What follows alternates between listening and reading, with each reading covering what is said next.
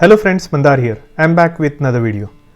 Last week I made a video on people who are looking to move back to India from United States, and I covered a lot of important points. So if you haven't checked that video, do check that out. This is in continuation to that video. Specifically, I want to talk about social security benefits. Can a non-citizen who has lived in the United States and who has returned to their home country avail the social security benefits at a later stage in their life? This is a very important topic, you don't want to miss it. I'm also going to cover few other points that are important. So watch this video until the end and let's get started.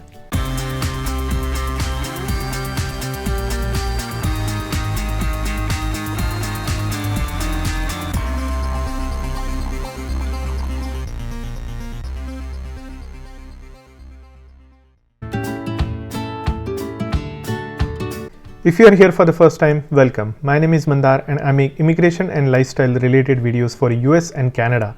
I'm not an immigration lawyer, so anything that I say on this video or on my channel is for information purpose only. And for your specific immigration needs, before you take any action, you should hire a competent immigration lawyer. I'm also not a tax consultant or an SSN expert. I'm telling you all this from my experience. Now, as usual, before we get started, I want you to look at the links in the description because those are affiliate links, and if you buy through those links, you'll get a little bit of a discount. And while you are down there, you might also want to hit that like button because that will greatly help the channel. Also, if you want to get in touch with me, there are two methods. One is Patreon, where we can exchange text messages, or if you want to personally talk to me, I have also Calendly, where you can schedule some time with me over the weekend. And those links are also in the description. So one important point that I want to mention is social security benefits for people who are non-citizens. So what are non-citizens? Non-citizens are anybody who are on a visa, non-immigrant visa or a dependent visa, or also if you are on a green card. So green card is closest steps to becoming a US citizen, and a lot of rules and regulations from the government perspective are similar for a green card as they are for the US citizen. So let's consider, if you are a non-citizen, if you have worked in the United States for long enough, and if you are now moved out of United States to some other country or say India. Now one of the important question is, can you get the social security benefits when you retire? So while you are in the United States, when you work for an employer, they automatically deduct social security tax from your pay stub. So if you see each and every pay stub that you earn in the US, you will have the social security deduction. Now where does that money go? That money goes into a central fund, social security fund, that is distributed for people who are in their retirement age. This is a situation where you pay into a benefit and then avail it when you need it later on in your life. Now a lot of developed countries have their version of social security benefits like Canada, UK, Australia and so on. US system is also similar. You pay into it and then you avail benefits when you need it at the retirement. Now let's look at important questions. Who qualifies for social security benefit? Now US citizens, obviously they qualify. What about the non-US citizens, people who were on the visa? Yes, they do qualify. That is the simple answer. Now there are certain conditions that I would like to outline, and these are very high level conditions. I won't go into the details because that is a very deep topic. A lot of factors come into play to determine your eligibility, and a lot of other factors come into play to determine how much you actually get the benefit. Now it's a simple answer for non-immigrants who were in the United States on H1B, L1B or similar kind of a non-immigrant work visa. You might be qualified for getting social security benefits when you retire, even if you are outside. Now another point is you need to have accumulated certain number of qualifying points. There are about 40 points and they equivalent to about 10 years of your work in the United States. So if you have worked for 10 years cumulatively throughout your career, and if you have paid into the social security system, you do qualify for getting their benefits even if you are outside of the United States. Now in other situation, if you were in the United States as a dependent or you were married to a US citizen, even then in those cases you will qualify for social security benefit. Now let's look at some other aspect. When can you avail social security benefits? Now social security benefits can be availed even before your retirement age. There is a wide spectrum of age where you can start availing social security benefit, as early as 62 and as late as you live. But to gain the maximum benefit or 100% benefit of Social Security, the magic number is 67. 67 is the age where you will maximize the benefits from Social Security. Now there are some different caveats, Social Security type B, type D and all. Those payments and those calculations are complex, and you'll need to hire some Social Security expert to exactly understand how much you can get. What I do to determine what my benefits will be is to go online, because I have an account, I have lived long enough in the United States and I have contributed long enough. So I have an account, myussn.gov. I think that's the link. Or it's also called secure.ssa.gov. If you create an account over there by giving your information, you'll be able to see how much you have contributed and how much you are qualified to get at a certain age. So you can get all the details online to see if you qualify for Social Security benefits. So people who ask me, if I go to India, if I go back to India permanently, can I still avail Social Security benefits if I have lived long enough in the United States and paid into the system? Yes, you can. That's the simple answer. Go online, create an account and see for yourself how much is the benefit that you are going to get. So that is one of the important questions that I wanted to cover. Second important question that I wanted to cover was also Medicare. Now one more thing that I wanted to cover in regards to Social Security is when can you avail it. As I said, age of 67 is when you can get the maximum benefit, but you can also choose to get the benefits earlier.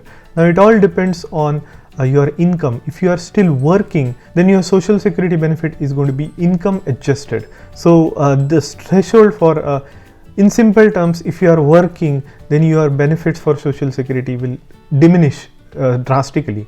So if you are getting anywhere above $19,500, or as a couple if you are earning a certain amount which is in the lower 40,000 per year, which is really low threshold, you will not get that many benefits from Social Security. In fact, government will take back the money that they give you. It's very important to look at your personal situation, see if you are working, if you are going to work until 67, in order to understand if you can avail or if you can get maximum benefit out of Social Security.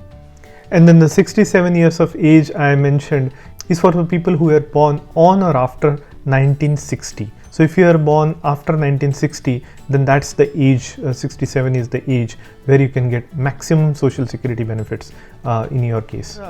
Now another point I wanted to cover was 401k. The 401k is your retirement saving plan which you pay into along with your Social Security. Now Social Security is totally managed by government and they have a fund that they maintain and pay it out of that fund to people who are qualified.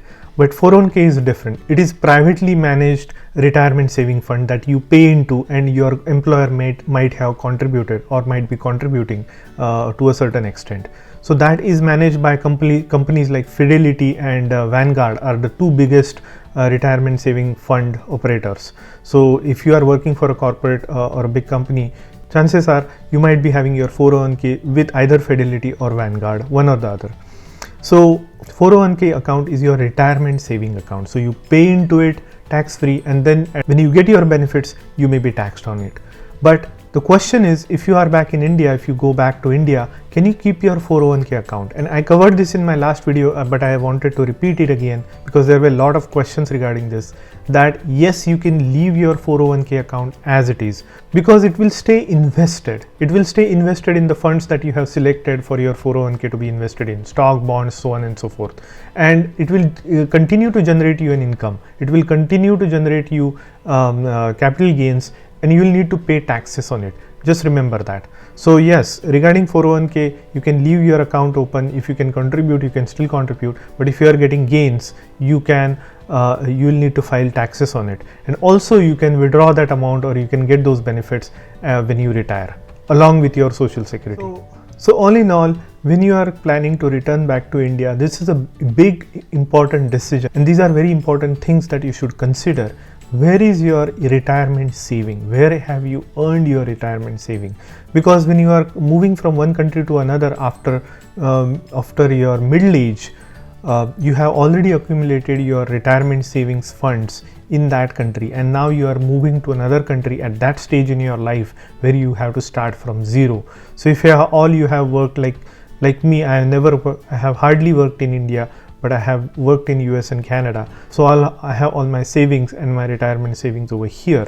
Now one fine day, if somebody like me decides to go back to India, I don't have any retirement savings there apart from my personal things. So that is the important consideration that you have to take into account when moving countries. At what stage in your life are you moving, and is there going to be opportunity for you to build wealth or build your retirement fund in that new country in order for you to retire? Because moving retirement savings fund from one country to another is another hassle, and you'll have to work with a tax consultant to see when to withdraw so that you are least impacted in terms of taxes. Yes. Another thing about this Social Security SSN benefit and 401k is there are certain states, about 12 states in the United States, that also charge tax on your Social Security benefit. That is not all across the US, but there are certain states in the Midwest that charge tax on Social Security. Imagine you have paid into Social Security as a tax, and when you get the benefit they tax you again, which is kind of weird, but that is the reality. The ball has dropped, the confetti has been cleared up. It's time to focus once again. The new year brings new time to recalibrate, but we are still dealing with the same issues. The traditional stock bond portfolio had its worst performance since 2008 crisis, and the experts at major banks think that this could be just the beginning. The stock market is still stagnant, the inflation is still raging, and many investors are still scrambling, but not the Masterworks investors. Recently, a member earned over $65,000 from his investment. And I will let you in on a secret. He would have never invested in this asset before knowing about Masterworks. And it's not just one user. Masterworks' 3 most recent exits delivered returns of 10%, 13% and 35% in just last 2 months. See, with Masterworks, you can invest in SEC qualified offerings of legendary artwork for a fraction of the art's whole cost. Now, I'm no art expert and I'm not a millionaire, but Morgan Stanley says assets like art with low correlation to the stock market are becoming more popular. Over 600,000 people have signed up so far, and with the market looking shaky for the foreseeable future, demand is growing. Offerings have even sold out in under an hour, but my subscribers can get priority access at the link in the description. So check out the link in the description for Masterworks and get the priority access through Wisdom Trends link. Now let's continue with our topic. So really that's all I wanted to cover in this video. I have a couple of videos on very interesting topics coming up. So do subscribe to my channel if you haven't already. And if you like the content of this video, hit the like button and I'll see you in the next one.